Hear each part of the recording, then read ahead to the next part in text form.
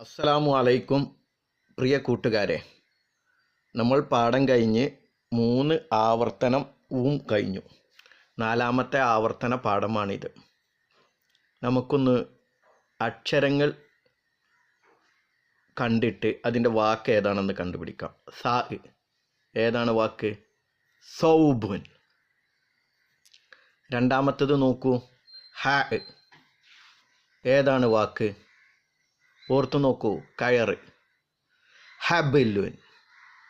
ഒന്ന് പറഞ്ഞു നോക്കൂ ഉറക്കെ, ഹബലുൻ. മൂന്നാമത്തത് ഹാ ഏതാണ്? മോതിരമായിരുന്നു. മോതിരത്തിന് എന്താ പറയുക? ഒന്ന് ഓർത്തു നോക്കൂ. ഹാത്തമുൻ. ഉറക്കെ പറയൂ, ഹാത്തമുൻ, ഹാത്തമുൻ. നാലാമത്തെ അക്ഷരം ദാല്, വാല്. വാലിന് പറയുന്നൊരു വാക്കുണ്ട്, നിങ്ങൾ ഓർത്തു നോക്കൂ. ദനബുൻ, ദനബുൻ, ദനബുൻ. ഉറക്കെ പറയൂ, ദനബുൻ. നാലാമത്തത് സായ്. എന്താണ്? പൂവിന് പറയുന്ന പേരാ. ഓർത്തു നോക്കൂ. സഹിറുൻ, സഹിറുൻ, സഹിറുൻ. അടുത്ത അക്ഷരം നോക്കൂ, സ്വാദ്. ഏതാണ്? നെഞ്ച്. നെഞ്ചിന് പറയുന്ന പേരെന്താ? സോദുറുൻ, സോദുറുൻ, സോദുറുൻ. അടുത്ത അക്ഷരം ലാദ്. സ്വാദ് കഴിഞ്ഞിട്ട് സ്വാദിൻ്റെ മുകളിൽ പുള്ളിയിട്ടാൽ ലാദ്. ഏതാ വാക്ക്?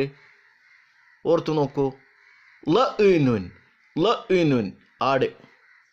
അടുത്തത് ത്വാ. എന്താണ്? കുഞ്ഞു കുട്ടിക്ക് പറയുന്ന പേരാ. ത്വയ്ഫിലുൻ, ത്വയ്ഫിലുൻ, ത്വയ്ഫിലുൻ. അടുത്ത അക്ഷരം നോക്കൂ, ത്വായിൻ്റെ മേലെ പുള്ളിയിട്ടത് ലാ. മാനിനാണ് പറയുക. ലോബിയുൻ, ലോബിയുൻ, ലോബിയുൻ. അടുത്ത അക്ഷരം നോക്കൂ, ഐന്. ഐന് കൊണ്ട് തുടങ്ങുന്ന വാക്ക് ഐനുൻ, കണ്ണ്. അല്ലേ? കണ്ണിനെന്താ പറയുക?